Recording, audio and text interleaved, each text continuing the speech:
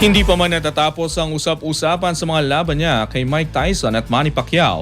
Nagdagdag na naman ang isa pang exhibition match si Floyd Mayweather Jr. sa Greece.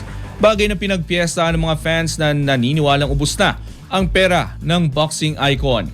Ang ibang detalye alamin sa pag-abante ni Jonas Lavarias.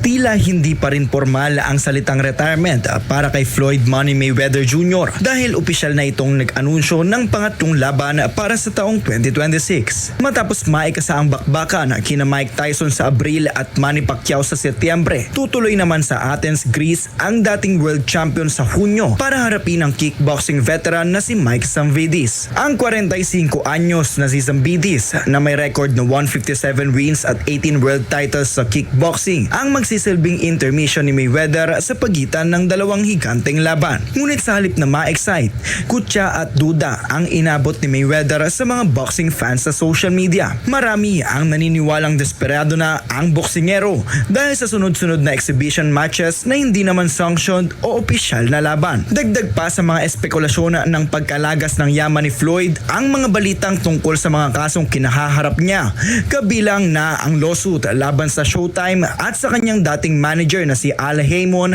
na nasangkot rin sa napakalaking halaga ng pera. Bagamat ipinapakita ni Mayweather na negosyo at entertainment lamang ang layunin ng mga exhibition na ito, hindi maiwasan ng publiko na isiping ginagawa lamang niyang ATM ang ring upang maisalba ang kanyang estado sa buhay. Sa pagitan ng mga kaso at sunod-sunod na laban, isa lamang ang sigurado. Abala ang taong 2026 para sa American undefeated boxer, at kung ito ay para sa legasiya o para lamang sa laman ng bulsa, iyan ang patuloy na inaabangan ng mga tagahanga. Ako, si Jonas Lavarias, Abante Sports, now na.